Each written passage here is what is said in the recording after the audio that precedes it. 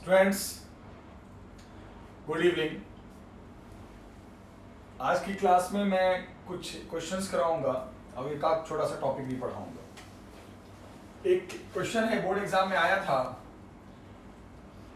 कि एक circular coil है, सुना ध्यान से। एक सर्कुलर कॉइल का एरिया दे रखा है 200 सेंटीमीटर स्क्वायर, तो इसको मीटर में बदल दो। 200 into 10 to the power -4 metre square, यानी 2 into 10 to the power -2 metre square. कैसे जानते तो हो, 1 सेंटीमीटर इज इक्वल टू कितना होता है, 10 to the power -2 metre. Area आ गया। इस कॉइल में टोटल नंबर ऑफ टर्न्स 20 हैं और वो रोटेट कर रहा है, ओमेगा दे रखा है बेटा 20 रेडियन पर सेकेंड। देखो, रेडियन पर सेकेंड मतलब ओमेगा की यूनिट होती है।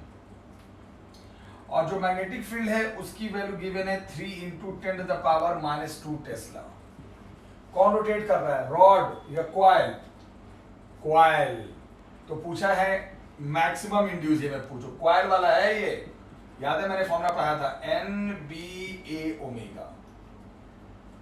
रॉड रोटेट करता तो पिछले लेक्चर याद करो, B omega L square by 2। Rod rotate करे तो B omega L square by 2। और कॉइल रोटेट करे तो ये वाला होता है, मैक्सिमम पूछा तो sin ओमेगा T भी होता है, पर मैक्सिमम ही पूछेगा, 1 हो जाएगा। तो ये क्वेश्चंस आते हैं पेपर में। अब इसके बाद मैं थोड़ा सा कॉन्सेप्चुअल कुछ डिस्कस करना चाहता हूं। क्या है कॉन्सेप्चुअल क्वेश्चन, जरा देखिएगा ध्यान से। जैसे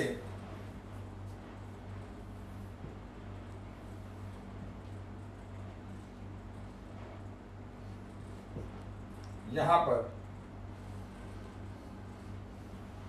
एक वायर लिपटी हुई, करंट ऐसे जा रहा है, सामने एक और कॉइल है और ये वाला इसकी तरफ मूव कर रहा है। इमोशनल ईएमएफ, करंट इसका वेरिएबल है, मैं करा चुका हूं, दोबारा देख लो। पूछा है इसमें इंड्यूस करंट की डायरेक्शन बताओ, तो जाहिर सी बात है करंट इसमें कैसे है, यूं यूं यूं यूं एंटी क्लॉकवाइज, और ये जा रहा है। तो ये हर हाल में बोलेगा रुको आप, आपके चलने से मेरे पे फ्लक्स का चेंज आ रहा है, क्योंकि आप भी तो अपने आप में करंट कैरिंग मैग्नेट ही तो हो। आप क्या हो अपने आप में? अरे आप भी तो इलेक्ट्रोमैग्नेट हो, एक मैग्नेट ही तो हो, आप करंट से बने हुए मैग्नेट हो। तो मैग्नेट मेरे सामने आए या आप आओ, हमें तो रोकना ही रोकना है, तो हर हाल में ये इसको रिपेल करना चाहेगा। तो रिपेल का मतलब क्या होता है, जो पोल है वही पोल सामने बनना पड़ेगा, मतलब अभी जो करंट इसमें है वही करंट लाना पड़ेगा। इसमें करंट कैसे है, एंटी क्लॉकवाइज, तो इसमें भी करंट फ्लो हो जाएगा एंटी क्लॉकवाइज। बस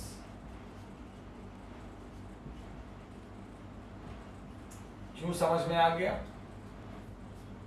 हर हाल में क्या करना है, इसके सामने अगर आ रहा है तो हर हाल में क्या करना है, रिपेल करना है। आती हुई चीज को रोकना है, रिपेल करना है। जाती हुई चीज होती ऐसे जाता तो इसको फिर अट्रैक्ट करने की कोशिश करता, तो अट्रैक्ट में क्या होता, जो पोलैरिटी होगा इसके अभी इसका इसके सामने उल्टा बनाता। तो उल्टा बनाने का मतलब जैसे करंट है उसका उल्टा करंट लाता। यहाँ रिपेल करना है क्योंकि पास आ रहा है, तो रिपेल करने के लिए सेम पोल लाना पड़ेगा सामने। सेम पोल का मतलब सेम डायरेक्शन में करंट लाना पड़ेगा, इंड्यूस करंट। तो ये सब क्वेश्चंस पेपर में आते हैं जो मैं आपको करवा रहा हूं। ये बड़ा जबरदस्त सवाल है, बहुत जबरदस्त, कई बार आया है एग्जाम में, कई बार। क्वेश्चन क्या है कि एक करंट कैरिंग वायर, ऊपर नीचे 2 कॉइल, ऐसा मैं करा चुका हूं पहले भी, आज फिर करा रहा हूं। उसमें मैंने कहा था करंट वेरिएबल है ना, वेरिएबल में बताया था मैंने कि जो भी इसकी फील्ड होगी उसका उल्टा फील्ड आएगा। अगर ये वेरिएबल है तो आज यहाँ पे फील्ड भी वेरिएबल होगी। यहाँ पे नॉन मोशनल ईएमएफ, बिना मोशन किए हुई फील्ड वेरी कर रही है क्योंकि करंट वेरिएबल है। अब वेरिएबल के अंदर मैं एक बात बताऊंगा, मान लो अगर ये करंट इंक्रीजिंग वेरिएबल है, तभी इंक्रीजिंग करंट है, मतलब करंट धीरे धीरे बढ़ रहा है। तो दिमाग लगाओ, देखो क्या होगा। पहले बताओ, इसकी फील्ड ऊपर क्या बनेगी, करंट ऐसे है, इसकी फील्ड ऊपर आउटवर्ड बनेगी और इसकी फील्ड नीचे इनवर्ड बनेगी, इसकी फील्ड ऊपर आउटवर्ड बनेगी और करंट बढ़ रहा है तो इसकी फील्ड आउटवर्ड की डायरेक्शन में बढ़ती जाएगी। तो इंड्यूस करंट बोलेगा अच्छा बढ़ रहे हो, मैं आपको रोकूंगा क्योंकि मुझे तो आपके फील्ड को खत्म करना है और आप बढ़ रहे हो, आप कितनी हिम्मत, आप बढ़ रहे हो। इसकी फील्ड ऊपर है ना, आउटवर्ड है ना, आउटवर्ड है और बढ़ भी रही है। अच्छा बढ़ रहे हो, वेरिएबल है, वेरिएबल में क्या है, बढ़ रही है। तो बोलेगा मैं तो रोकूंगा, घटाऊंगा, मुझे तो घटाना है हर हाल में, मुझे तो घटाना है। अब मैं तो चाहूंगा कि आपकी फील्ड खत्म हो, इंड्यूस करंट तो अपोज करना चाहता है। तो अगर इसकी फील्ड ऊपर आउटवर्ड है और आउटवर्ड में बढ़ रही है तो आउटवर्ड में बढ़ती हुई चीज को रोकना है तो जिस डायरेक्शन में उसका उल्टा होगा। तो ये कैसे करंट लाएगा, इनवर्ट लाएगा, इनवर्ट के लिए क्लॉकवाइज लाएगा, इंड्यूस करंट है ना, क्लॉकवाइज। इसकी फील्ड ऊपर आउटवर्ड थी, इसकी फील्ड नीचे इनवर्ट थी, मतलब अब है तो इंक्रीजिंग, तो यहां भी बढ़ेगी यहां भी बढ़ेगी, बट अब बढ़ेगी इनवर्ट डायरेक्शन में, नीचे इनवर्ट डायरेक्शन में बढ़ेगी, ऊपर आउटवर्ड डायरेक्शन में। तो नीचे जो इंड्यूस करंट आएगा वो आउटवर्ड डायरेक्शन में, क्योंकि हर हाल में इसकी फ्लक्स के चेंज को रोकना है, जीरो करना है। अपोज का मतलब जीरो करना है। तो क्या करेगा बताओ, नीचे इसकी फील्ड क्या थी, इनवर्ट, तो ये बोलेगा मैं आउटवर्ड लाऊंगा। तो आउटवर्ड के लिए करंट कैसा होगा, anti clockwise, induce current anti clockwise.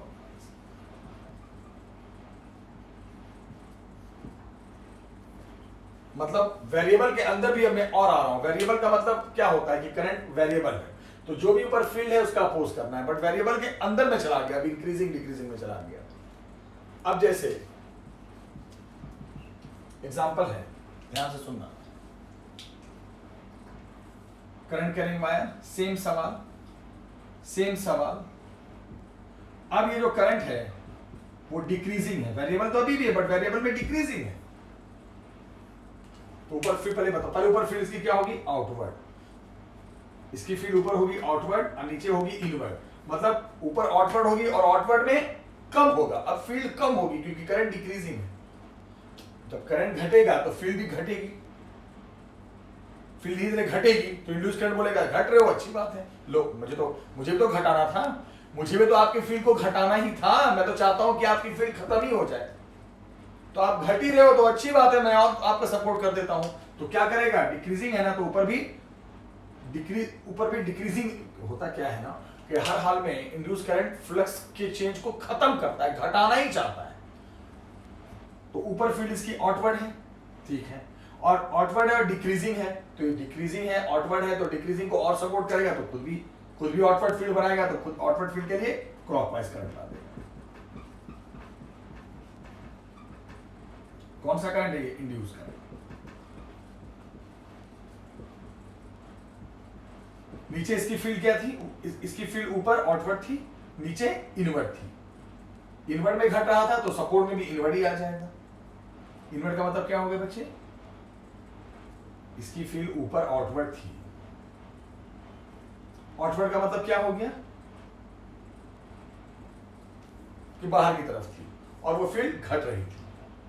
तो इंड्यूस करंट क्या करेगा, घट रहा है तो अच्छी बात है, थोड़ा सा और सपोर्ट कर देगा, तो वो भी अपनी फील्ड आउटवर्ड ही बनाएगा। तो आउटवर्ड का मतलब करंट कैसे ले जाएगा, एंटी क्लॉकवाइज। नीचे इसकी फील्ड इनवर्ट थी और घट रही थी तो और सपोर्ट कर देगा, ये भी इनवर्ट फील्ड लाएगा, यानी कैसा करंट आ देगा, क्लॉकवाइज, तभी तो इनवर्ट होगा।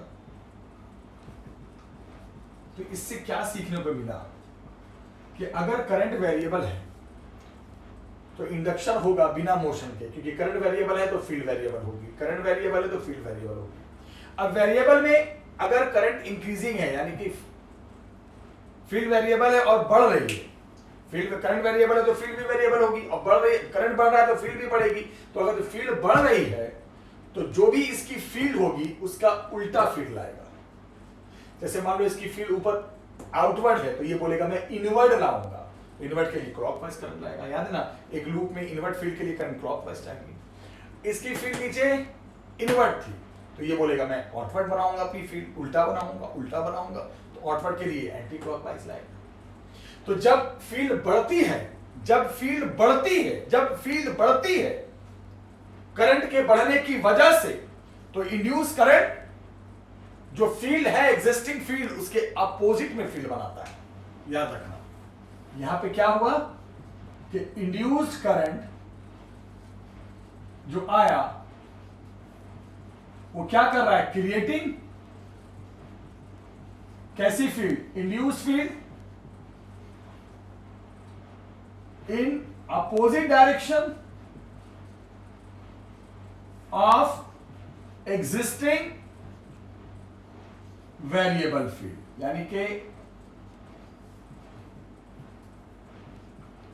कब, वेरिएबल एग्जिस्टिंग वेरिएबल में कौन सा, इंक्रीजिंग फील्ड। ये भी ध्यान रखना, अगर एग्जिस्टिंग इंक्रीजिंग फील्ड, जो एग्जिस्टिंग फील्ड इसकी वजह से वो बढ़ रही है तो इंड्यूस करंट अपनी फील्ड उल्टे डायरेक्शन में जाएगा। मतलब जहां इसकी फील्ड आउटवर्ड होगी वो बोलेगा मैं इनवर्ड लाऊंगा, जहां इसकी फील्ड इनवर्ड होगी वो बोलेगा मैं आउटवर्ड लाऊंगा, क्योंकि आपकी वजह से फील्ड बढ़ रही है और मैं तो चाहता हूं फील्ड बढ़े ही ना, वो तो खत्म ही हो जाए, मुझे अपोज करना है। बट बेटा इस केस में करंट घटने से फील्ड घट रही है, ऊपर भी है नीचे भी। यहां पे इंड्यूस करंट जो होगा creating induce field in same direction of existing decreasing field। अब यहां पे करंट घट रहा है तो एग्जिस्टिंग फील्ड ऊपर या नीचे चारों तरफ घटेगी, वेरिएबल में घटेगी। तो इंड्यूस करंट बोलता है तो मैं भी तो यही चाहता था कि फील्ड घटे, तो आपके करंट की वजह से तो फील्ड ऑलरेडी घट रही है, तो हमें ज्यादा मेहनत करने की जरूरत नहीं है, हम आपकी फील्ड का सपोर्ट कर देंगे। अब तो इसकी फील्ड अगर ऊपर आउटवर्ड है तो ये बोलेगा मैं भी आउटवर्ड ही फील्ड बना देता हूं, तो आउटवर्ड के लिए एंटी क्लॉकवाइज करंट। इसकी फील्ड नीचे इनवर्ड है तो बोलेगा मैं भी इनवर्ड ही बनाता हूं, आपका साथ देता हूं भाई, जो मैं चाहता था वही आप कर रहे हो, आपके करंट की वजह से फील्ड घटी हुई है और हम भी घटाना ही चाहते थे, तो वो सपोर्ट में आ जाएगा। ऊपर आउटवर्ड तो ये भी आउटवर्ड बनाएगा, नीचे इनवर्ड तो इंड्यूस करंट भी इनवर्ड बनाएगा, और इनवर्ड के लिए क्लॉकवाइज और आउटवर्ड के लिए एंटी क्लॉकवाइज। तो बढ़ती हुई फील्ड का अपोज करेगा इंड्यूस करंट अपोजिट डायरेक्शन में आकर, बढ़ती हुई फील्ड का अपोज करेगा इंड्यूस करंट अपनी फील्ड अपोजिट डायरेक्शन में बनाकर, और घटते हुए फील्ड का इंड्यूस फील्ड अपोज करेगा, घटते हुए फील्ड का इंड्यूस फील्ड अपोज करेगा उसी के सपोर्ट में आकर। इसकी फील्ड ऊपर आउटवर्ड है तो ये भी आउटवर्ड ही बनाएगा, इसकी फील्ड इनवर्ड है तो वो भी इनवर्ड ही बनाएगा। बहुत अच्छा क्वेश्चन था, बहुत जबरदस्त नोट्स भेजूंगा, लिख लेना, समझ लेना। अब बच्चे इतने सारे कॉन्सेप्चुअल्स कराने के बाद बहुत अच्छे से करा दिया यार। ये नॉन मोशनल था, ये बिना मोशन के ही फील्ड वेरिएबल था। एक होता है मैग्नेट चल रहा है, इलेक्ट्रोमैग्नेट चल रहा है, तो वहां मोशन की वजह से फील्ड वेरी होती है और फ्लक्स वेरी होता है, तो वहां मोशन का अपोज होता है, या एग्जिस्टिंग फील्ड का अपोज हुआ है, ध्यान रखना।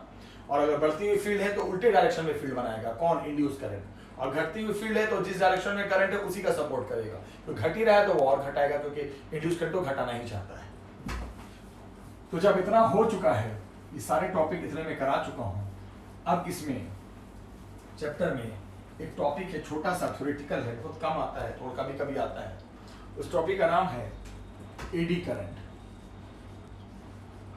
एडी करंट तो क्या पूछे कि ये एडी करंट क्या चीज है, तो बड़ा सिंपल है। Eddy current basically induce current ही है। Eddy current is basically induce current जो हम पढ़ा रहे हैं। लेकिन अगर ये बल्क पीसेज ऑफ मेटल के बड़े बड़े पीसेज में बने, एक होता है छोटे छोटे कंडक्टिंग बॉडी में, और एक बड़े बड़े मेटेलिक पीस में, मेटेलिक कंडक्टर में बने, बिग साइज कंडक्टर में बने, कौन, वही इंड्यूस करंट जो सब कुछ पढ़ रहे हो। तो अगर induce current bulk pieces of metal में बनता है, मेटेलिक कंडक्टर में बनता है, तो उसको कहते हैं एडी करंट। तो AD current is nothing new topic, it is basically वही इंड्यूस करंट जो फ्लक्स के चेन से आता है, जो आपने पढ़ा है। बस अगर मेटेलिक कंडक्टर में बन रहा है, metallic conductor, big pieces conductor, bulk pieces conductor, तो उसी इंड्यूस करंट को एडी करंट कह देते हैं। AD current is nothing new, नया नहीं है, ये ध्यान रखिएगा। अब जरा सुनो, एडी करंट के एप्लीकेशंस जानने हैं। इसका एप्लीकेशन पहला जो होता है वो होता है इलेक्ट्रोमैग्नेटिक ब्रेक में। जो ट्रेन होते हैं ना, ट्रेन, इलेक्ट्रिक ट्रेन जो चलती हैं, इलेक्ट्रोमैग्नेटिक ब्रेक में इसका इस्तेमाल होता है। बोलोगे कैसे?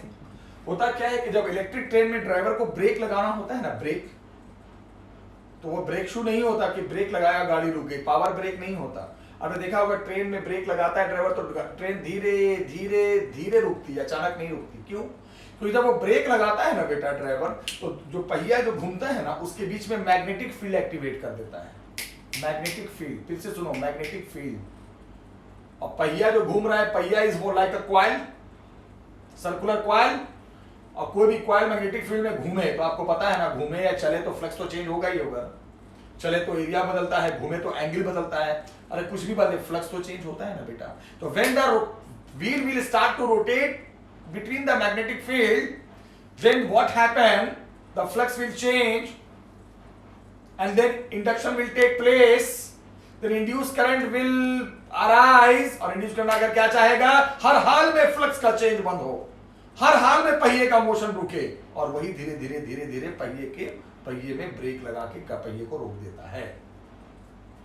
तो देखा आपने, तो वो जो इंड्यूस करंट बना किस में बना? बड़े मेटल के पीस में बना, रेलवे ट्रैक में बना। तो वो रेलवे ट्रैक छोटा है क्या, बड़े बड़े बल्क मेटल्स हैं, तो उस करंट को हम इंड्यूस करंट कहेंगे, बट अलग नाम देंगे एडी करंट। तो eddy current produces in the rail track when the driver apply the brake, then the magnetic field activate between the rotating wheel, and that induce or eddy current will start to oppose the motion of wheel, क्योंकि उसका तो काम है हर हाल में flux के change को रोकना। दूसरा, इंडक्शन फर्नेस। इंडक्शन फर्नेस होता है, एडी करंट हमेशा क्या करता है? अपोज करता है। तो जब मेटेलिक बॉडी में एडी करंट बनता है, इंड्यूस करंट बनता है, तो उससे हीट एनर्जी बहुत लॉस, क्योंकि हर अपोजिंग चीज जो आपका अपोज करे, आपके चलने का अपोज करे, आपकी मौजूदा फील्ड का अपोज करे, आप कुछ भी करना चाह रहे हो उसका अपोज करे, तो वहां पे हीट एनर्जी बहुत डेवलप होती है। तो इंडक्शन इंड्यूस करंट यानी एडी करंट की वजह से, एडी करंट ही इंड्यूस करंट है यार, मेटालिक बॉडी में जो बनता है कंडक्टर में, उसको एडी करंट बोलते हैं और कुछ नहीं। तो एडी करंट की वजह से हीट एनर्जी बनती है, और वो हीट एनर्जी का काम, उस हीट से हम मेटालिक बॉडी को मेल्ट, धीरे वो मेल्ट होने लगेगा। जितना ज्यादा एडी करंट बनेगा, जितना ज्यादा इंड्यूस करंट बनेगा, उतनी ज्यादा हीट एनर्जी बनेगी उस मेटालिक बॉडी में, उस कंडक्टर में, और जितना ज्यादा हीट होगा वो धीरे मेल्ट होने लगेगा, पिघलने लगेगी वो बॉडी। तो हम मेटालिक बॉडी को पिघला भी सकते हैं, किसके थ्रू? एडी करंट के थ्रू। तो इंडक्शन फर्नेस, भट्टी जैसा बना सकते हैं, फर्नेस हाई पावर। तीसरा होता है बेटा electro magnetic damping. Electromagnetic damping में भी यह काम आता है। बोलो ये क्या है? एक टॉपिक मैंने पढ़ाया था, याद करो, moving coil galvanometer, chapter number 4, एकदम last topic. Moving coil galvanometer में आपको याद है या नहीं याद है, एक कॉइल होता था और वो मैग्नेट के बीच में घूमता था, ऐसे ऐसे ऑसिलेट करता था। तो कॉइल घूमेगा किसके बीच में? मूविंग कॉइल गैल्वेनोमीटर याद है, दो मैग्नेट के बीच में एक कॉइल होते थे, याद है या नहीं याद है? और वो कॉइल क्या था? घूमता था, पढ़ाया था ना मैंने, ऐसे रोटेट करता था। तो कॉइल घूमेगा मैग्नेटिक फील्ड में, तो जाहिर सी बात है एंगल चेंज होगा। कॉइल चले तो एरिया चेंज, कॉइल घूमे तो एंगल चेंज, और रॉड घूमे तो स्विफ्ट एरिया चेंज, सब पढ़ा चुका हूँ।